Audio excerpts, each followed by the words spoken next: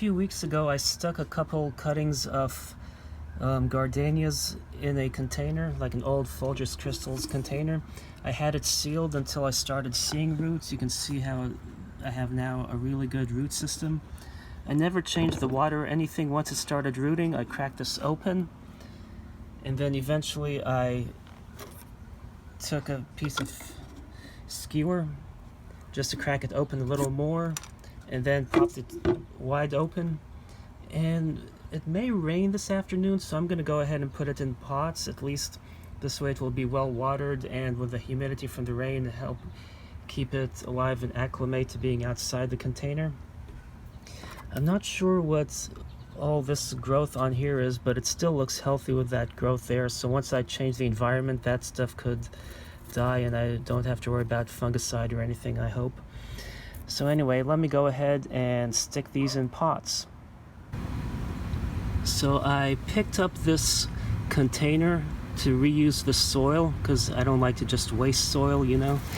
And when I picked it up, it was sitting over here, and I moved it over, and check out that really cool beetle that I found underneath. Isn't that awesome? Anyway, so let's go ahead with planting the gardenias. Okay, so I have a couple pots that I selected, and this area is starting to get overgrown and the mosquitoes are biting. But what I'm gonna do first is go ahead and put some soil in there. I bought an old 1960s space era themed terrarium from an estate sale, and it had old soil in it with charcoal and like different colored gravels. So this is remnants of that because I like to reuse stuff. Oh, that's a cool little stone in there. I mean, why waste? But I'm gonna fill up the pots about half full. Then when I run out of this, I have my nice beautiful big pink thing, and then I can go ahead, and here's one of the cuttings. Wow, you see how it's twisted from being in the jar. Just pour over the rest in there, and I'm just gonna put the rest in there. So we exhausted that pot, and now I can stick some. Whoa, this pot is so dry it's breaking apart. So now I have all this pink plastic debris to dispose of. Lovely. So anyway, I'm gonna start taking dirt from that, just put it on top. I'm gonna have to water these pretty good even before the rain, just so they can stay alive.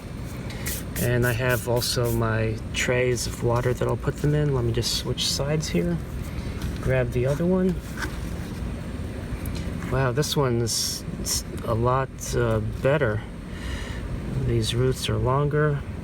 I'm gonna hold that in place while I put dirt to secure it.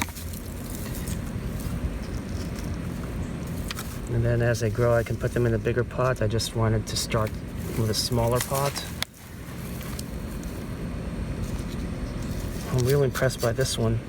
But yeah, so I stuck a couple stems in here, and I got a couple stems to roots. So I would say I have, with my method of gardenia propagation, a 100% success rate. But let me correct myself. I said my method, and this is really the method that people employ overseas, like in the Middle East and most likely other areas of the world as well. Just stick the stem in a container of water, half full, you know, and part of the stem sticking up, and just close the lid.